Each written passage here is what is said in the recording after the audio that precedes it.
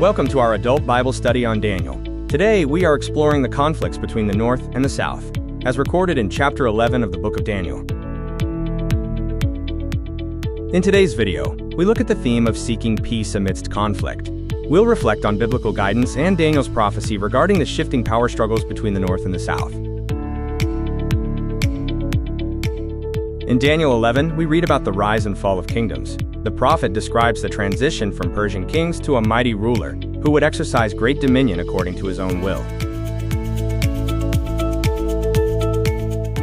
The prophecy continues, foretelling that this powerful kingdom would be broken and divided toward the four winds.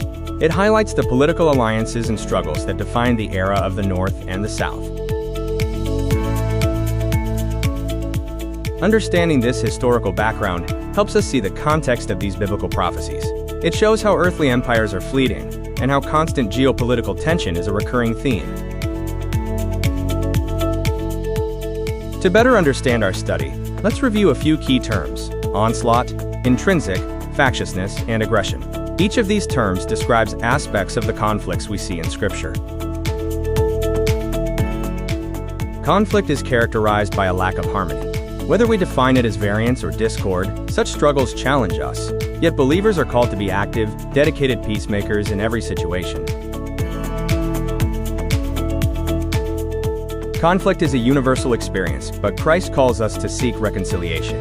By making a mutual effort to work through our differences, we can prevent division and maintain the peace we are called to. Conflict resolution is the process of finding a peaceful solution to a disagreement.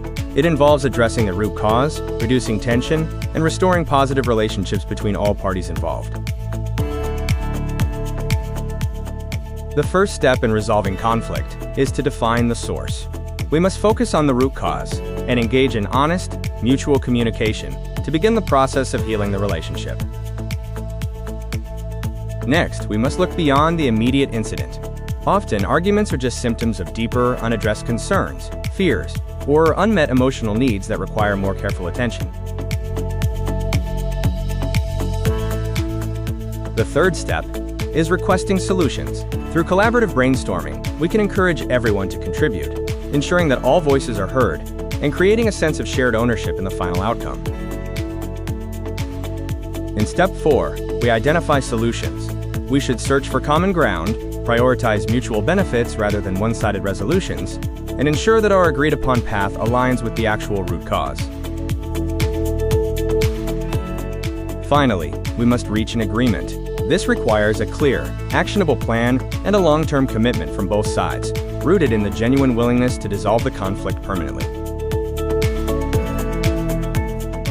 Often, successful conflict resolution requires a mediator.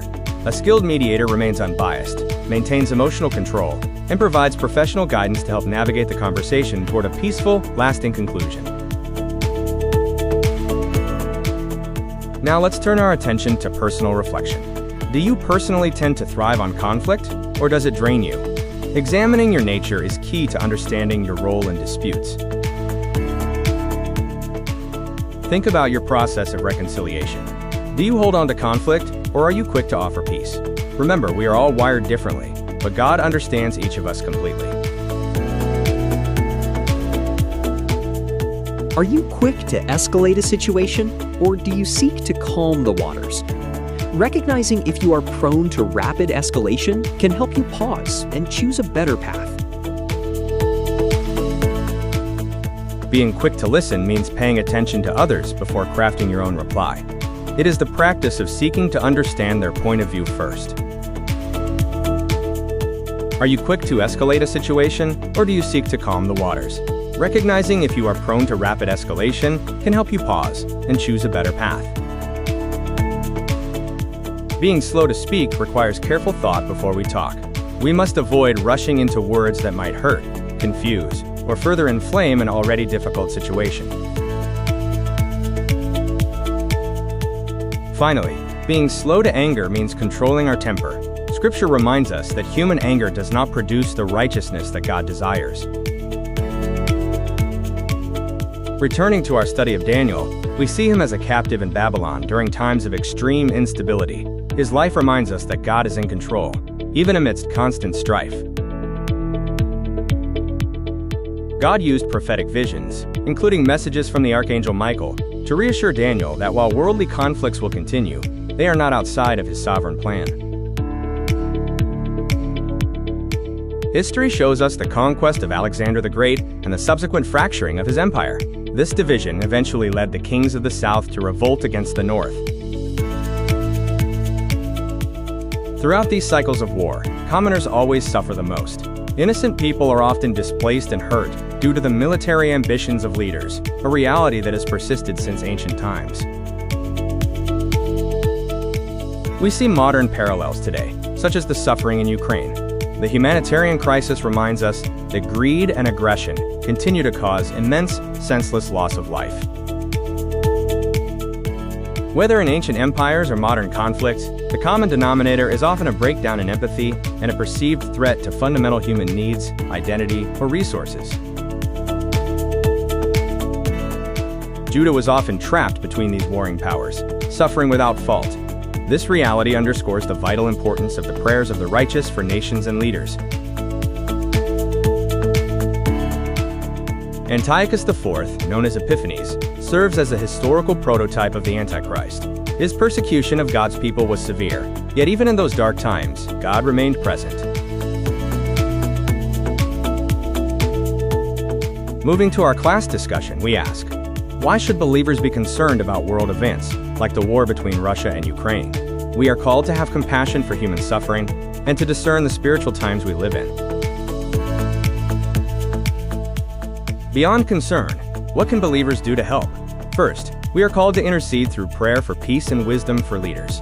Second, we can provide relief by supporting humanitarian efforts and aid distribution. What is God's plan for believers during times of great distress? God's plan is for us to remain steadfast, rooted in His sovereignty, and actively trusting His promises, as described in Daniel chapter 11, verse 32. In closing, remember that while unrighteousness breeds conflict, true peace comes through the Prince of Peace. We must practice reconciliation in our own lives, living slow to anger and quick to listen. We are so grateful for the time you've spent with us today. Your presence made this experience special. We look forward to connecting again on this journey. God bless. From Pastor and Lady Bear Brown.